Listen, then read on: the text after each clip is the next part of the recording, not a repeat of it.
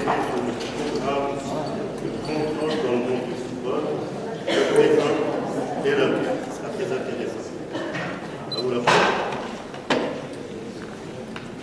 Merci beaucoup. J'espère que ma voix porte aussi loin et aussi fort que mon illustre orateur précédent. C'est bon? Ou est-ce que j'ai besoin d'un micro?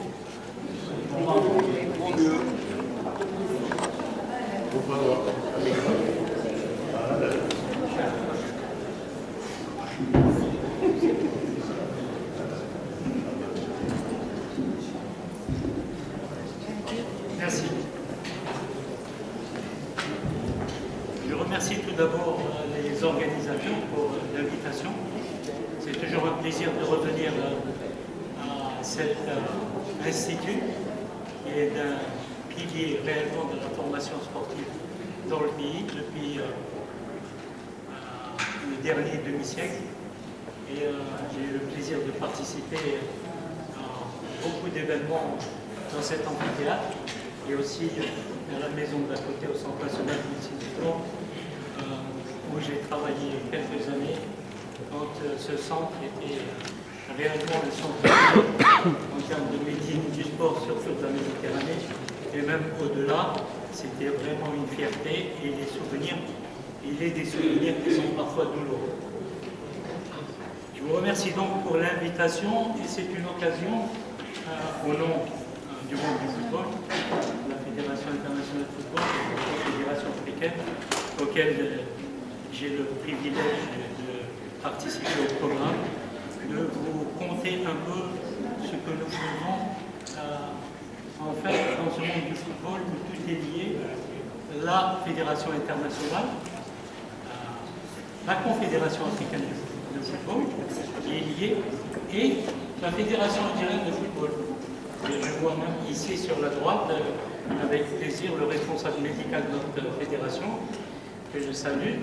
Et c'est donc une même famille et une même ligne qui s'occupe de tous les programmes qui sont mis en place, y compris celui du dopage, même si je reconnais que ce n'est pas le plus intéressant, c'est un programme obligatoire. Nous allons partager cet exposé, j'espère dans les temps, avec une vue d'ensemble des chiffres, des tests et des cas de dopage dans le football. On entend beaucoup de commentaires dire qu'on ne fait pas assez de tests pour le football, que les footballeurs sont tous, ou pratiquement tous, dopés. Et vous allez voir que tout ceci n'est pas vrai. Nous allons parler d'une entité qui est de création récente et qui est l'unité antidopage de la FIFA, pour lesquelles ont suivi les unités antidopage des confédérations et déjà, depuis quelque temps chez nous, l'unité antidopage de la Fédération algérienne de football. Pour ce qui est de nouveau aussi, c'est la stratégie de test. Comme vous le savez peut-être, avant il y avait le règlement prévoyait des tests de dopage pour 2 joueurs de chaque équipe avec des tirages au sort qui étaient organisés selon une procédure bien établie, en général à la mi-temps. Les choses ont bien changé, vous allez le voir, avec l'introduction de ce qu'on appelle le test intelligent. Le programme, nous allons ensuite vous donner un peu pour information, et parce que c'est très intéressant, le programme réalisé lors de la Coupe du Monde de la FIFA en 2018, qui est absolument considérable. Et en fait, nous allons terminer sur un point extrêmement important, c'est que l'avenir se situera de toute manière par la formation de 2 manières. La formation à titre de prévention à destination des jeunes catégories. Il faut non pas les contrôler parce qu'en général ils ne se dopent pas à cet âge, mais plutôt leur apprendre les dangers de ce que représente le dopage pour leur avenir professionnel. La deuxième éducation, c'est évidemment pour les joueurs qui sont professionnels ou les joueurs constitués, pour éduquer en matière éthique pour éviter le dopage. Nous allons aller un peu plus vite. Donc, le programme de contrôle de dopage de la FIFA, la vision, c'est garder le football libre de tout dopage. Il nous faut un sport propre, c'est clair et net. La stratégie, d'abord l'éducation et la formation, toujours, et une prévention combinée à un programme de test. La confiance, la prévention et la confiance, c'est bien. Le contrôle, c'est aussi beaucoup mieux. Mais un programme intelligent qui va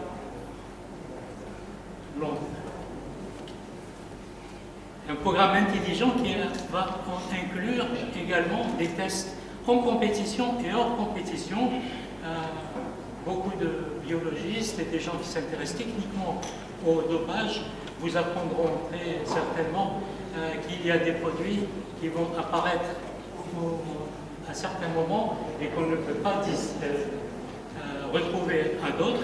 Et donc, les contrôles les plus importants doivent se faire régulièrement et hors compétition, puisque les équipes peuvent parfois savoir et trouver les moyens de se préparer à ces contrôles lors des compétitions régulières et qui sont prévus à des dates précises.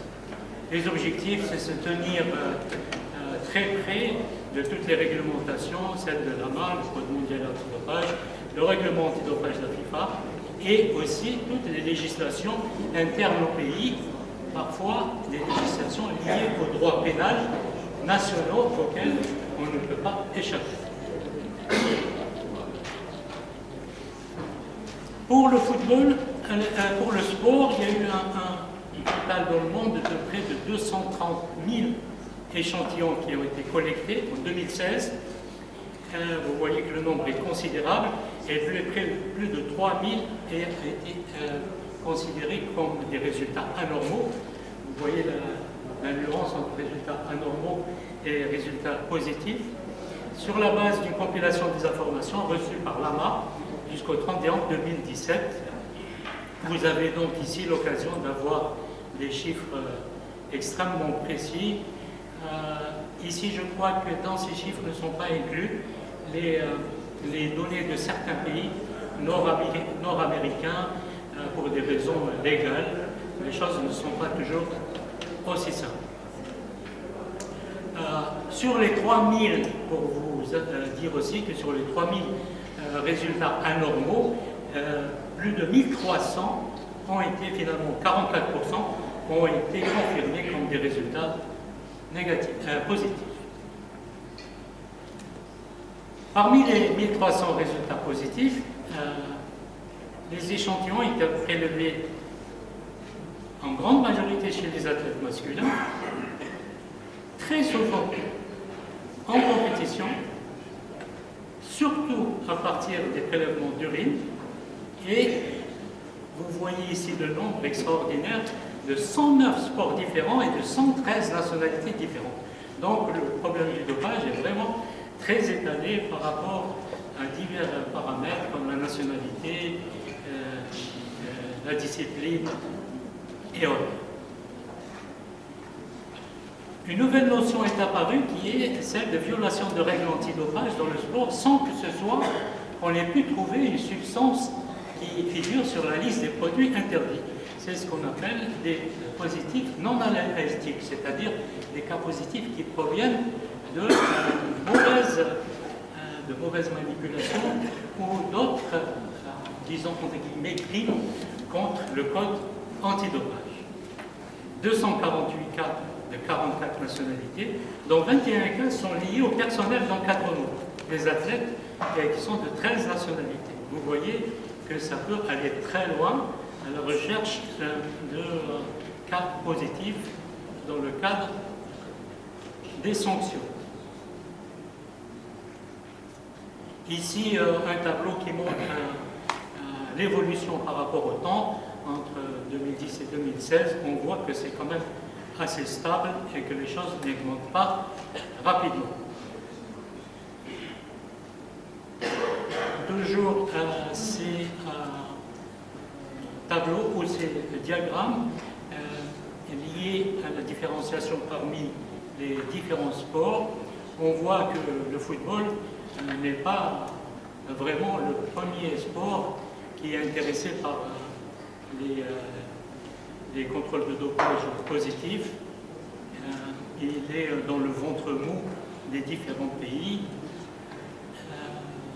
Loin derrière quand même les sports comme l'athlétisme et le cyclisme et aussi le bodybuilding, comme on a vu les images sur la présentation précédente.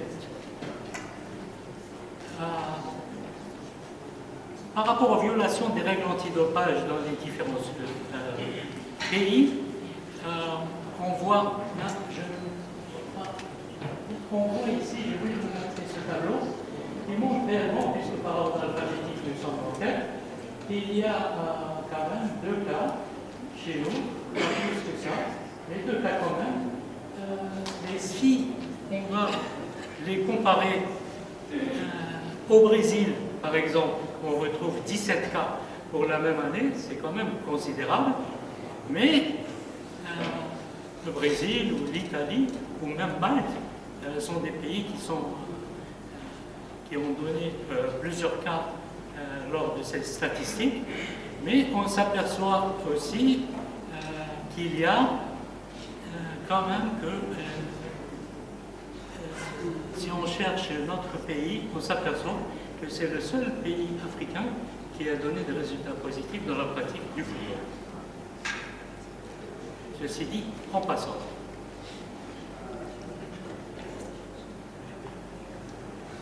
D'autres chiffres liés à statistiques liées au football, on voit qu'il y a quand même une continuité dans la politique de contrôle de la FIFA. Depuis 2006, il y a bien plus de 25 000 contrôles effectués. Ça, c'est pour répondre aux gens qui disent que le football n'est pas contrôlé. Et ça augmente chaque année pratiquement, jusqu'à arriver en 2017 à près de 40 000 contrôles de dopage pour un seul sport. C'est, je pense, le sport qui est le plus contrôlé. Vous allez me dire que c'est le sport qui est le plus pratiqué. Vous aurez raison. Mais c'est quand même un sport qui fait un effort extrême en matière d'investissement pour un sport propre. Pour les résultats par rapport aux produits, on a très souvent dit que c'est surtout des produits qui ne sont pas interdits, que c'est surtout des drogues dites conviviales ou des drogues douces. Ce n'est pas totalement vrai, puisqu'on voit que les cannabinoïdes représentent 30% et que le reste des produits sont des vrais produits interdits, représentent 70%, en particulier les stimulants et les agents anabolisants. En chiffre absolu, le risque de dopage dans le football reste quand même assez faible par rapport à d'autres sports. La violation des règles antidopage, c'est à peu près 0,25 par test. La nature du jeu, en fait, ne donne pas vraiment beaucoup d'avantages aux gens qui se dopent, de par même une bonne condition physique, pas plus, une bonne vitesse, coordination, résistance, endurance. Il y a très peu de produits qui peuvent vous donner tout ça en même temps, et c'est pour ça, en plus, qu'il y a une nécessité d'une très bonne connaissance des niveaux tactiques et des capacités de coordination, montre qu'il n'y a pas beaucoup de produits qui peuvent vous aider en matière de football. En 2017, après 2016, les données font apparaître une progression de près de 10% quand même des contrôles, c'est pas peu, 11,7% pour être précis. On voit que pour le continent africain, nous ne sommes pas en reste, malgré le poids des finances, et que nous avons réalisé 300 contrôles, puis 300 contrôles en 2016, et plus encore 363 l'année suivante. Il y a donc un effort qui est réalisé, même quand les moyens ne sont pas toujours présents. J'arrive plus à trouver le bouton pour faire passer la diapositive. Il est là. Nous avons donc, avec cette complexité des données, été obligés de mieux nous organiser avec la création de l'unité antidopage de la FIFA, qui est un véritable bureau, maintenant quasiment à part, pour fournir aux joueurs, aux associations, aux confédérations des tests de haut niveau et des formations, en particulier des formations. Il faut accroître la participation de des confédérations et des donneurs au programme et avoir un réseau solide de médecins à travers le monde. Le programme intelligent, qui est une des nouveautés, nous avions l'habitude de faire des contrôles tout bêtement par tirage au sort. Maintenant, avec la création du passeport biologique de l'athlète, nous utilisons aussi les informations des antécédents des tests des athlètes et des comportements anormaux, que ce soit dans les paramètres ou des comportements anormaux chez les athlètes.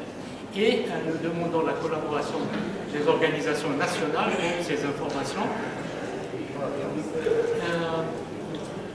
Nous réalisons des contrôles antidopage dans toutes les compétitions de la FIFA, en compétition et hors compétition, des échantillons de sang et d'urine et des analyses qui sont évidemment uniquement réalisées dans les laboratoires accrédités par l'AMA, avec une procédure rigoureuse de gestion des résultats.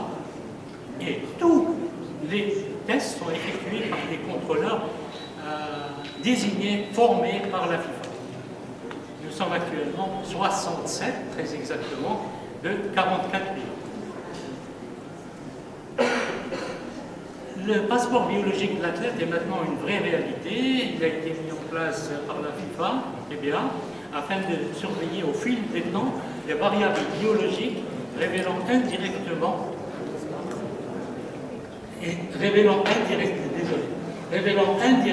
les effets du dopage. Cela permet à l'unité antidopage de la FIFA de rassembler plus d'informations et d'optimiser sa stratégie de test. La base Adams, tout le monde en entend parler, souvent les gens se demandent ce que c'est exactement. C'est en fait un système d'administration du contrôle de dopage et de management de tout le système. C'est un système de gestion des données où un certain nombre et un groupe de joueurs qui sont ciblés, les joueurs du plus haut niveau, sont présents sur cette base de données. C'est un centre d'échange et les résultats de laboratoire sont stockés et qui permet à la FIFA de partager des informations entre les diverses organisations concernées, y compris les fédérations nationales. Toutes les données du passeport biologique sont en fait partagées sur cette base-là. Cette base est intelligente elle aussi, puisqu'elle va donner des notifications et des alertes automatisées par rapport à un certain nombre de résultats. Dès qu'on fait un contrôle de dopage dans une compétition donnée, comme nous l'avons fait par exemple en Égypte pour la dernière Coupe d'Afrique, les résultats des contrôles de dopage pour les matchs comme la finale, les résultats sont immédiatement, dès qu'ils sont reçus, ils sont envoyés à la base Adams, et la base Adams va analyser, introduire tout de suite les résultats sur les dossiers des joueurs qui sont sur cette base, et elle va pouvoir donner éventuellement une alerte si, même s'il n'est pas positif, les résultats des différents paramètres sont anormaux par rapport à ce qu'ils devraient être, et à ce moment-là, on va s'occuper de manière un peu plus proche du joueur. La FIFA a la garde des passeports de tous les athlètes participants lors des compétitions de la FIFA. Comme je viens de vous le dire, si une valeur est hors limite, le passeport est signalé comme une découverte de passeport atypique. Par exemple, ici, le passeport est normal. Hop, on fait une analyse, il y a une valeur qui apparaît qui est atypique, le troisième tableau vers la droite, et il y a un signal et une alarme qui sonne, et ce joueur, son dossier va être sorti, et il est possible qu'il soit le sujet, pas seulement possible, très certainement il sera le sujet d'un contrôle de dopage dirigé, et sera une cible pour le programme de la FIFA. Les tests sont menés des fois par d'autres institutions, comme les confédérations, les ONAD et la FIFA. Il faut analyser aussi, maintenant, autre nouveauté, les données de performance pour cibler les joueurs tests. Ce ne sont plus seulement les résultats biologiques qui vont faire que le joueur va être ciblé, mais aussi sa performance. Si un joueur qui était normal, tout d'un coup se met à marquer but sur but, on a un exemple dans la tête, on ne peut pas dire que ce soit anormal, mais on va aller contrôler. Si un joueur n'a pas marqué, un avant-centre n'a pas marqué pendant une saison, et que tout d'un coup, au début d'une saison, il marque 2 buts à chaque match, il va être repéré par le système et nous allons certainement le cibler pour un contrôle du dopage. Et il y a encore mieux, ce sont les analyses des matchs automatiques maintenant par vidéo, où le nombre de sprints par match, la vitesse analysée pour un joueur, là aussi nous avons un exemple en tête, où il y a beaucoup de médias qui sont en train de montrer du doigt un de nos joueurs, comme quoi il a été chronométré à 36,6 km/h sur le terrain. Ça, ils ne sont pas très contents que les médias commencent à cibler des joueurs comme ça. Pourquoi? Parce qu'ils le montrent du doigt pour dire, écoutez, ce joueur n'a jamais couru aussi vite, il va falloir aller voir ce qui se passe. Voilà un peu les nouveautés dont je voulais vous parler. Maintenant, très rapidement, je m'excuse peut-être du dépassement du temps, ce que nous avons réalisé lors de la Coupe du Monde, ça a commencé début 2018 et ça s'est terminé après la finale, évidemment, avec d'abord une sélection de 1500 joueurs, c'est le pool des joueurs d'élite, et ce sont les joueurs cibles, avec des contacts avec tous les OLAD, avec toutes les fédérations, une mise à jour du programme. Il y avait, je vais aller un peu plus vite parce que ce sont des chiffres intéressants sur certains diapos. Il y a eu 3 vastes missions de contrôle de dopage sans préavis, sans dire janvier, mars et mai. Chaque joueur ayant participé au camp d'entraînement de l'équipe nationale au cours des périodes respectives ont été contrôlés déjà une fois, hors compétition. Au total, 934 échantillons individuels ont été collectés autour de ces missions avant la Coupe du Monde, sous la supervision de l'unité antidopage de la FIFA, et tous les échantillons ont été analysés par le même laboratoire de contrôle. Ensuite, nous avons été en contact étroit avec les organisations médicales régionales, les confédérations et les fédérations nationales pour organiser les choses, encourager certaines fédérations nationales et certaines confédérations à tester encore plus. Fin mai 2018, nous avons transféré tous les dossiers, les passeports biologiques à l'unité antidopage de la FIFA, c'est-à-dire les joueurs des 32 équipes qualifiées. Ensuite, pendant la Coupe du Monde, les 64 matchs, 2 joueurs par équipe ont été sélectionnés pour subir un contrôle dopage en compétition. Au total, plus de 626 pour être précis, dans 108 échantillons, les jours sans match. 90% des joueurs ont été ciblés, 90% pour la première fois, sur la base d'informations, de renseignements provenant de recommandations de la FIFA, d'analyse des données de performance, de dossiers de blessures, historique des tests individuels des joueurs. Les dossiers de blessures sont aussi des éléments de test, puisqu'il y a certaines blessures où l'on conçoit que le joueur ne revient qu'après une certaine durée de temps. On s'est aperçu qu'il y avait des joueurs qui revenaient beaucoup plus vite, et on a voulu savoir s'il y avait dans cette vitesse de récupération quelques ajouts de produits prohibés. En résumé, l'unité de antidopage de la FIFA a collecté, et nous n'en sommes pas peu fiers, 2761 échantillons juste pour la Coupe du Monde. On ne peut plus dire qu'il y a du dopage à la FIFA. On ne peut plus dire, lorsque la FIFA annonce zéro résultat positif, qu'on ne contrôle pas correctement le football. Aucune fédération internationale ne fait cela. Il y a eu un résultat anormal et le joueur était en possession d'une exemption d'utilisation thérapeutique. Je pense que d'autres orateurs vont vous expliquer ce que c'est. Sinon, ce sera l'objet de questions. 3 résultats atypiques, ils ont été ensuite jugés non conformes aux règles antidopage de la PMU de la FIFA, les joueurs et des équipes ayant atteint les demi-finales ont été testés plus de 4 fois chacun, en moyenne depuis janvier 2020. Le programme des tests de la Coupe du Monde de la FIFA était le plus important jamais organisé pour un tournoi de l'Europe.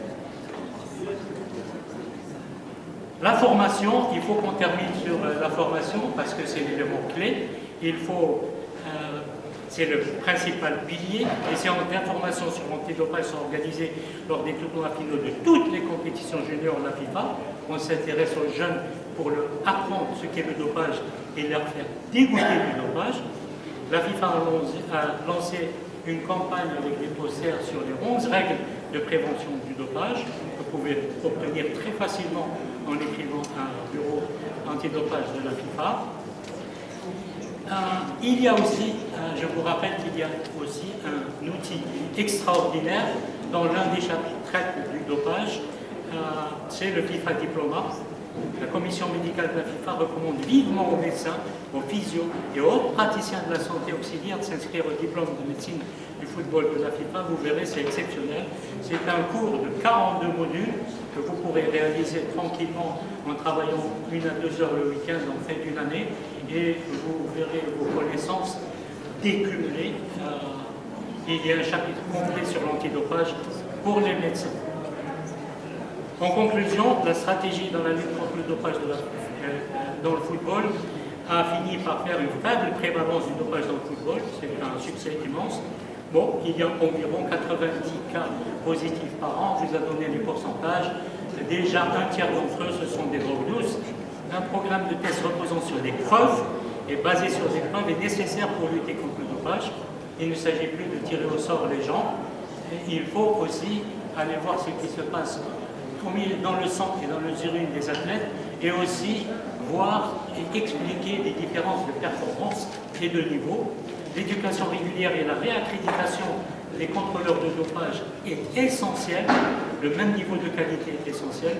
L'éducation des joueurs est la clé de la lutte contre le dopage. On aura beau former les médecins, les contrôleurs de dopage, les dirigeants, maintenant, l'avenir, c'est de faire des conférences aux joueurs eux-mêmes et leur donner des informations sur leur santé par rapport au dopage. Et je vous remercie.